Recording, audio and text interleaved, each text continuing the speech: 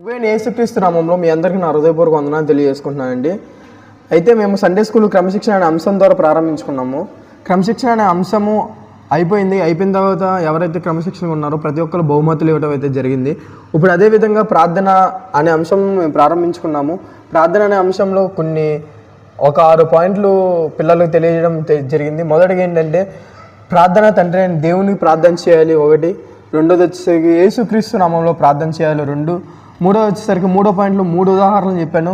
ప్రార్థన అనేది 3 రకాలుగా ఉంటుంది. ఒకటి వ్యక్తిగత ప్రార్థన, ఇంకోటి కుటుంబ ప్రార్థన, ఇంకోటి సంఘ ప్రార్థన. 3 రకాల ప్రార్థనలో ప్రతి ఒక్కరు పాల్గొనాలని పిల్లలకు తెలియజేయడం జరిగింది. 4వది వచ్చేసరికి ఎడతెగక ప్రార్థన చేయాలి. 5వది వచ్చేసరికి విసుగక ప్రార్థన చేయాలి. 6వది వచ్చేసరికి కృతజ్ఞతాపూర్వకంగా ప్రార్థన చేయాలి. ఈ 6 పాయింట్లు పిల్లలకి వివరంగా క్లుప్తంగా వివరించడం జరిగింది. అయితే ఈ ప్రార్థన అనే అంశము మేము ప్రారంభించుకున్నాము. ప్రార్థనలో ఏమేమి